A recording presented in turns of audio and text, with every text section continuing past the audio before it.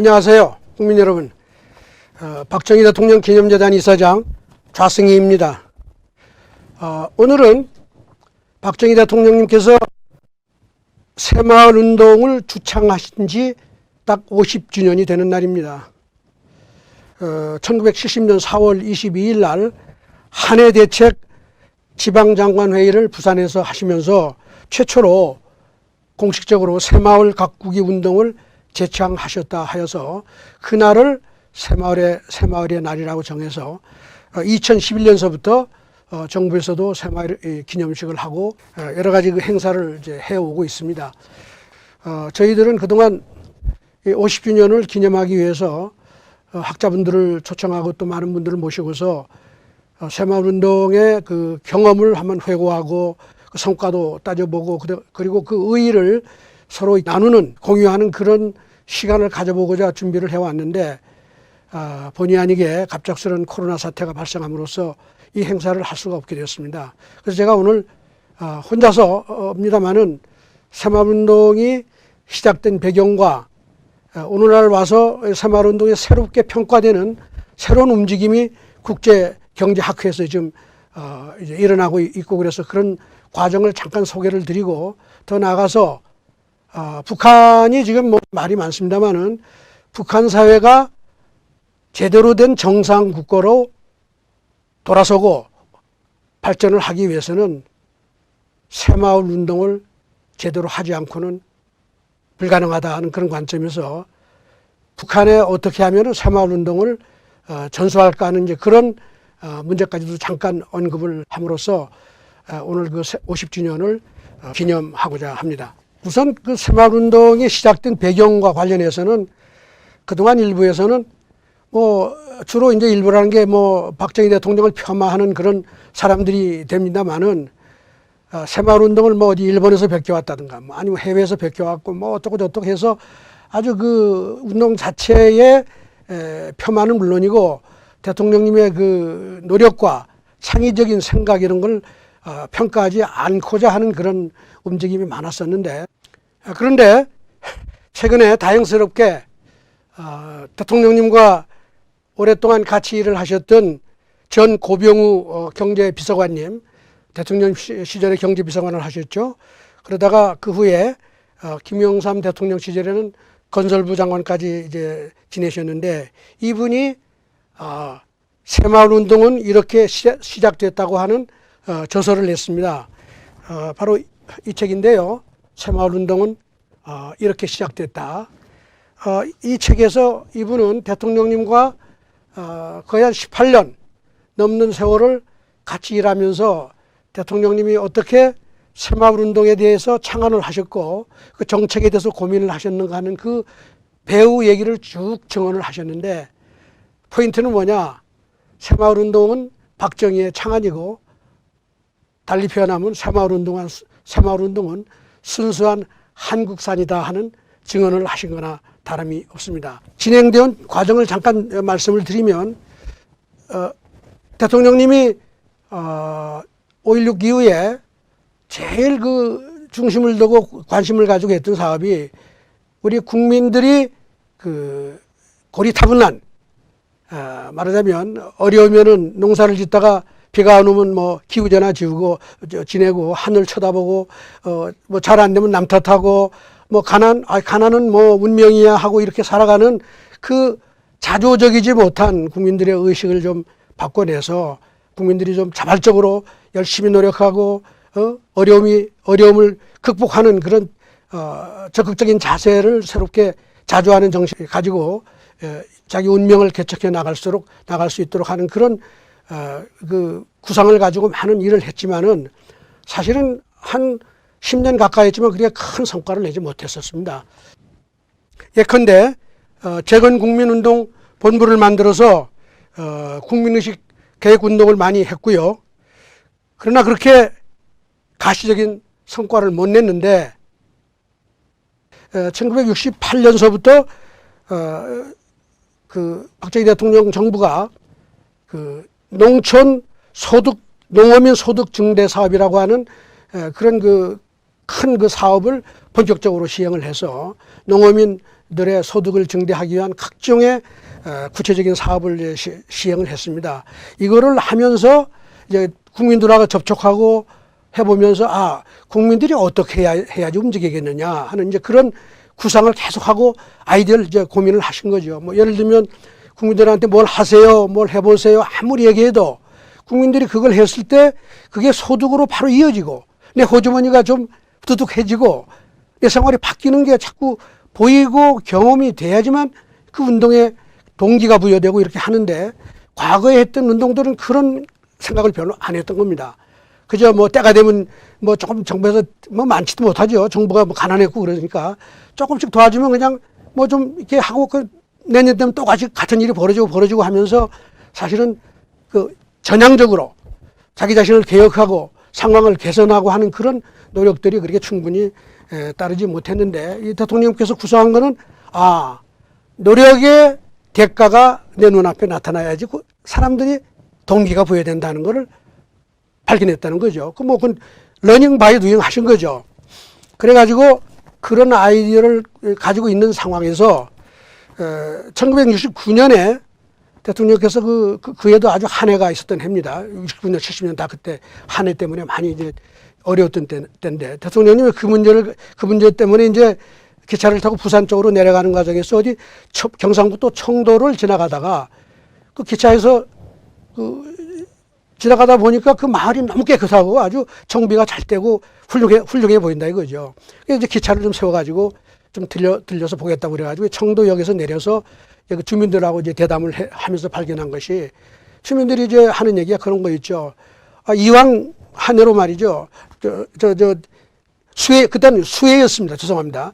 수해가 발생해서 이제 동네가 아주 피폐되는데 마을 주민들이 아주 협동을 해가지고 그걸 완전히 뒤바꿔서 마을 전체를 다 새로운 마을로 탈바꿈시킨 걸 보고서 이게 한두 가구가 노력해서 되는 일이 아니라 농촌의 일이라는 게 그렇게 되는 게 아닙니다.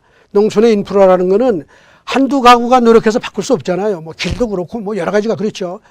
마을 전체가 한 팀이 돼가지고 협동 작업을 해야지만 이게 된다는 그걸 얻은 겁니다. 그런 그 생각을 하고 그리고 나서 그 자조하고 협동하는 것만이 농촌의 문제를 푸는 길이라는 그런 생각을 가지게 됐다고 그러는 거예요. 그래가지고 69년 이건 아직 기록에 나와 있습니다만 9월 18일 날 세종문화회관에서 말이죠. 농어민 소득증대 특별사업 경진대회를 하는 과정에서 대통령님이 그 당시엔 새마을운동이라는 이름은 없었지만 열심히 노력해서 소득증대 아주 획기적인 기여를 하신 분들을 몇 분 불러일으켜서 경험을 얘기하라고 그러고 그러는 과정에서 대통령님이 아주 눈물을 흘릴 정도로 말이죠. 목이 메서 그러면서 이런 분들이 영웅이다 이렇게 얘기를 하면서 우리가 하면 된다 하는 그 말을 처음으로 공식 석상에서 하면 된다는 그 네 글자를 그저 목이 메면서 말이죠. 이렇게 했던 그게 1969년 9월 18일이었습니다.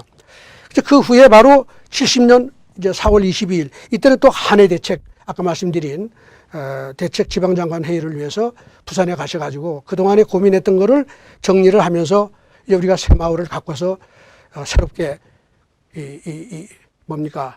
농어촌을 완전히 획기적으로 개선해서 이제 근대화를 시켜야 되겠다는 이제 그런 주창을 하셨는데 이제 요 날을 기점으로 해가지고 이제 정부에서도 이게 새마을의 날로 정해가지고 지금 기념식을 하고 있는데 모르겠어요. 우리 새마을운동 중앙회에서 지금 어떤 일들을 하고 있는지 모르겠지만 이 새마을의 날로 지정한 것도 이게 그동안 새마을운동에 대해서 얘기하는 게 사실은 아시겠죠. 뭐 정권이 바뀌고 그동안 많이 말이죠. 박정희 대통령님의 그 업적을 폄하하는 그런 일들이 많이 일어나면서 그동안 위야무야해서 오다가 2011년 3월 8일 날 정부에서 4월 22일을 새마을의 날로 정하자 이래가지고 2011년에 제1회 새마을의 날 기념식을 했습니다.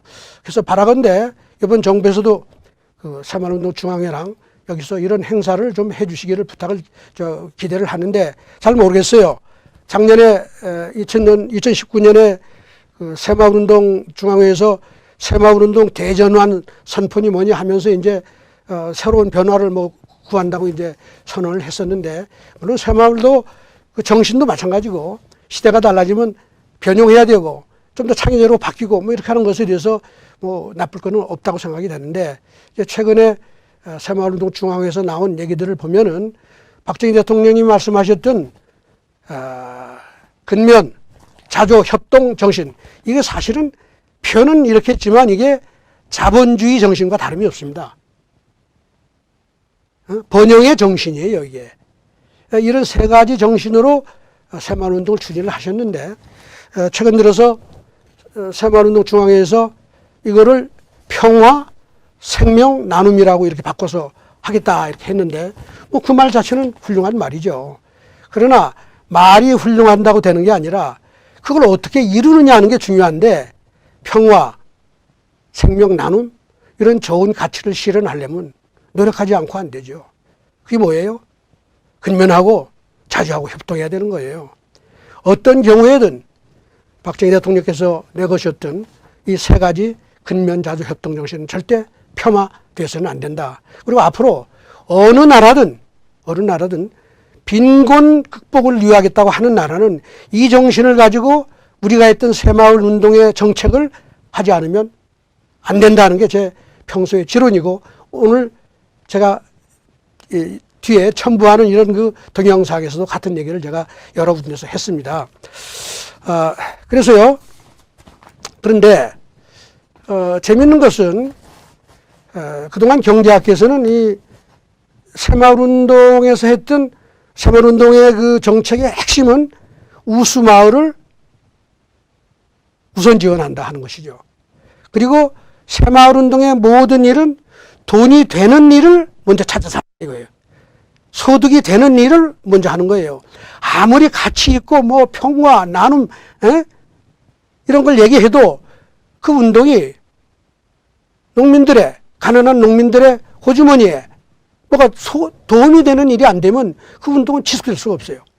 그 운동을 하더라도 결국은 내가 이 운동을 하니까 내 생활에 무슨 변화가 왔다 하는 거를 느껴야지만 되는 거죠. 이런 경험이 묶여서 대통령님께서는 늘 농민들한테 하신 말씀이 열심히 하세요. 정부가 도와드리겠습니다. 그 열심히 하지 않으면 도와드릴 수가 없습니다. 이런 거죠. 그러면서 우수한 마을은 우선적으로 지원하고, 만일 능력이 딸리거나 잘 몰라서 못한 마을은 뒤에 따라가면서 배워서 할 것이고, 그때 또 열심히 하면 나라, 국가가 또 도울 수 있습니다 하는, 이렇게 해서 모든 마을을 동기부여하는 이제 방식으로 이 새마을운동을 이렇게 해왔습니다. 그런데 재미있는 거는 이제 아까 언급했습니다마는 경제학계에서는 지난 한 30년 가까이 말이죠. 희한하게도 우수마을을 먼저 지원한다고 하는 개념을 중심으로 하는 새로운 경제학 분파가 생겼어요. 그 분파의 이름을 뭐라고 부르냐? 행동경제학. 쉽게 표현하면 인센티브 경제학이에요. 열심히 하는 사람이 또 대접받으면 더 열심히 하는 거 아니냐? 이 원리를 기초로 하는 새로운 경제학 분야가 있었는데, 제가 이 말씀을 드리면 여러분들이 경제학이 원래 그런 거 공부하는 거 아니야? 이렇게 생각할지 모르지만, 그 주류라고 하는 메인스트림 경제학에서는 그 이치가 경제 이론에 들어가 있지가 않아요. 그러니까 이제 새로운 분파가 생겼는데, 그 분파가 하는 게 제가 연구한 바에 의하면 노벨 경제학상위원회는 2002년에 이 분야를 최초로 개척한 학자한테 노벨상을 수여했고요. 그리고 2017년에도 이 분야의 학자가 또 한 분이 노벨상을 받았고, 2019년입니다. 바로 작년에는 세 분이 노벨상을 받았는데, 그분들이 한 연구의 핵심이 뭐냐? 새마을운동의 그 원리 그대로예요. 근데 그걸 무슨 우리처럼 크게 해서 정책을 해서 한 게 아니라, 그 원리를 이제 제가 이제 오늘 제 말씀과 더불어서 같이 이제 영상을 올렸는데, 그 영상에서 제가 이 내용을 좀 상세히 설명을 했는데요. 가난한 나라에 가서 인센티브, 좀 뭘 시킬 때 돈을 주고 안 주고 뭘 주느냐, 어떤 식으로 주느냐, 누구한테 주느냐, 이런 여러 가지 방식을 바꿔가면서 인센티브를 다르게 하면 사람의 행동이 달라지고, 인센티브를 많이 주면 행동이 더 적극적으로 나오더라. 이걸 실험을 해서 보여준 거예요. 물론 왜 이걸 했느냐. 그동안에 전 세계가 말이죠. 지난 60년 넘게 선진국을 후진국을 지원하고,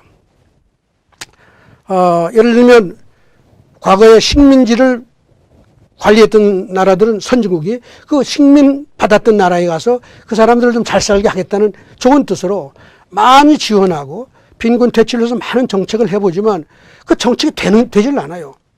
그러니까 제가 늘 말씀드리는 대로 지난 60년 역사에서 빈곤 국가에서 빈곤 퇴치를 하고 근대화를 해서 선진국으로 올라간 나라는 대한민국 밖에 없다, 이런 얘기죠. 국가다운 나라로서 물론 뭐 싱가포르나 대만 같은 나라가 있지만 여러분 대한민국이 왜 그런 나라하고 비교해서 되겠습니까? 근데 얼마나 이게 자랑스러운 역사를 만든 겁니까? 근데 선진국들이 많은 그런 일을 해도 안 되니까 학자들이 나서가지고 실험을 한 게 2019년에 노벨상을 받았는데 그 상의 기본적인 메시지는 뭐냐. 인센티브가, 조그만 인센티브의 차이가 나중에는 큰 변화를 가져올 수 있겠더라. 근데 그게 박정희 대통령의 인센티브 정책의 핵심이란 말이에요. 우수마을을 먼저 지원한다. 이 인센티브가 모든 마을을 다 이렇게 세웠죠. 그래서 이게 본의 아니게 이게 새마을운동을 시작한 지 50년 지나서 노벨상위원회가 한국의 새마을운동이 노벨상을 받아야 된다는 얘기를 한 거나 다름이 없다. 이걸 과거의 얘기라고 생각하면 안 됩니다. 우리 대한민국이 70년대 이룬 새마을운동의 기적은 지울 수 없는 사실이고, 이제 늦었지만 노벨상위원회가 이걸 노벨상감이라고 인정한 것이나 다름이 없다는 게 제 주장입니다. 한국 국민한테는 대단히 영광스러운 일이 아니겠습니까? 그래서 앞으로 국내 학계, 교육계에서도 우리 후손들한테 초, 중, 고등학교 교육에서는 물론 대학 교육에 있어서도 우리가 이룬 이 놀라운 기적의 원리와 성과를 가르치는 일을 해야 된다고 봅니다. 우리가 이룬 역사에 대한 자긍심을 가질 수 있도록 교육할 필요가 있다고 생각합니다. 그리고 해외 전수 사업을 함에 있어서도 이 점을 특히 강조할 필요가 있다고 말씀드리고 싶습니다. 그런데 불행하게도 그동안 대한민국의 학자들, 지식인들, 정치인들, 이런 분들은 새마을운동을 많이 해외 세일즈는 하지만 새마을운동을 하는 과정에서 그게 숨겨있는 국민들의 동기를 부여해서 너도 나도 경합적으로, 경쟁적으로 이 운동에 참여하도록 만들었던 그 인센티브 경제학의 핵심 원리는 사실은 모르고 있었다는 거죠. 그런 의미에서 저는 늦었지만 이번에 2019년 노벨상이 정말로 중요한 역할을 해줬다. 새마을운동의 성공 원리를 새롭게 인정하고 그것이 전 세계 가난한 나라들, 아프리카, 동남아, 남미 이런 나라들의 빈곤 퇴치와 국가 재건을 위해서 필요한 원리가 새마을운동의 원리였음을 증명했다는 것을 우리가 자랑스럽게 생각해야 된다는 말씀을 드리고 싶습니다. 제가 지난해에 조그만 책들 하나 냈는데 한강의 기적을 세계로 대동강으로, 이게 바로 한강의 기적의 핵심 성공 원리가 뭐냐, 새마을운동의 성공 원리고, 그 재밌게도 그 원리가요 박정희 대통령의 모든 경제정책 속에 다 녹아 들어가 있다 이거죠. 그 원리를 살려낸다는 게 뭐예요? 제가 몇 년 전에 이런 책을 냈습니다. 박정희 살아있는 경제학. 박정희는 죽은 경제학이 아니다 이거예요. 새마을운동, 그 당시에 했던 많은 정책, 수출 육성 정책, 중화 공업 육성 정책, 이런 모든 정책이 다 살아있는 정책이에요. 이걸 제대로 해야 되는 거예요. 물론 주류 경제학에서는 아직까지 박정희의 실체를 이해하지 못하고 다 버렸던 거죠. 대한민국 마찬가지로. 근데 지난해 노벨상 위원회가 이거 다 살려낸 거나 다름이 없잖아요. 자, 그러면 이거를 우리 자랑만으로 이렇게 해서 되겠느냐. 아까 제가 세계로 내보내자고 그랬는데 진짜로 이 새마을운동이 필요한 나라가 어디냐. 이게 바로 북한이잖아요. 세계 최빈국 아니에요. 우리도 그랬었죠. 김일성 시절에 김일성 지배하에서 천리마운동이라고 그 주민들을 그냥 강제로 수년을 그렇게 노예 노동처럼 했는데 새마을운동이죠. 그게 뭐. 된 게 있나요? 뭐. 북한 다 망했잖아요.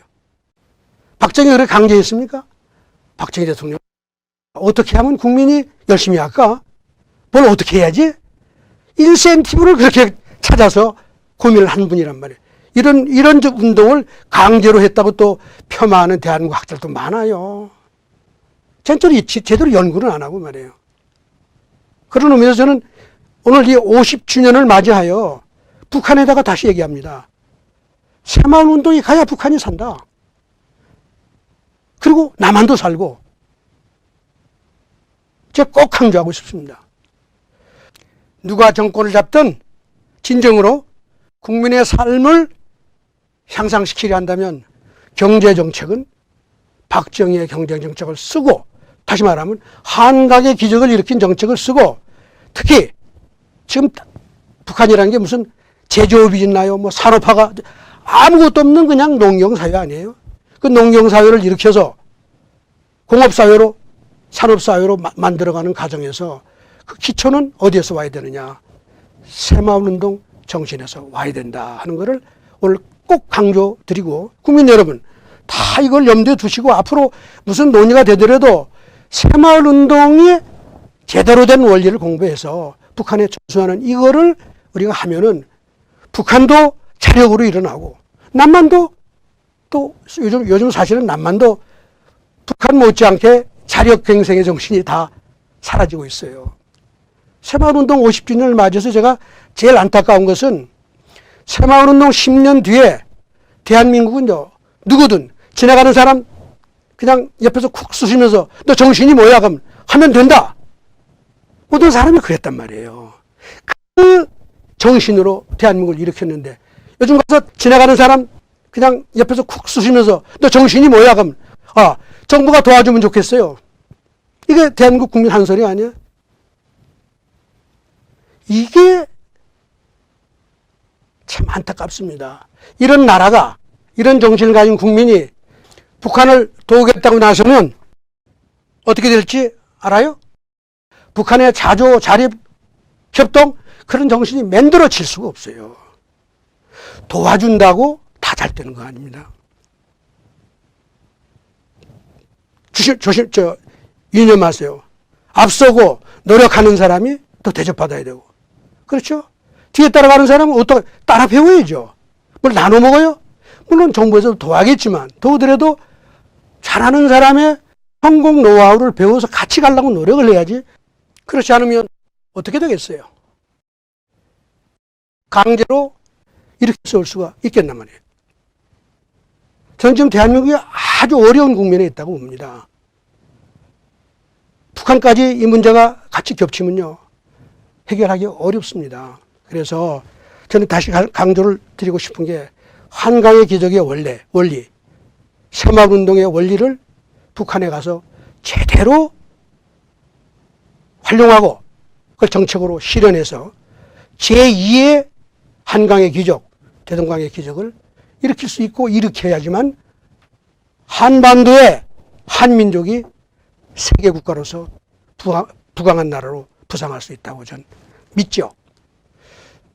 제가 이런 말을 듣고 또 뭐 별 이상한 말로 폄하하는 사람도 있겠지만, 누가 뭐라 그러든 이 제 말씀에 반대하는 사람은 대안이 뭔지 한번 생각해 봐라. 국민 여러분 생각해 보세요. 내가 뭘 하는데 아주 이상적인 얘기를 많이 뭘 하면 좋아요. 그거 하는데 아무런 소득도 없고 자기한테 오는 인센티브 하나도 없는데 그게 지속이 되나요? 그래서 자본주의의 인센티브 경제학이 중요한 것입니다. 아름다운 좋은 마을 이상 그거 여러분 살려 먹여주는 거 아니에요. 하루 이틀이죠. 지속 가능하지 않다 그런 거는. 저희가 새마을운동 50주년을 좀 더 거창하게 국민 여러분 다 초청하고 이렇게 하고 싶었지만 그렇게 하지 못한 걸 정말 죄송스럽게 생각합니다. 그러나 그 대신에 연구는 더 열심히 하고 박정희 대통령의 형님의 새마을 정신을 더 퍼뜨리고 제대로 이해하고 이렇게 할 수 있도록 하는데 저희 재단이 더 큰 많은 노력을 할 것을 약속드립니다. 여러분 경청해 주셔서 감사합니다.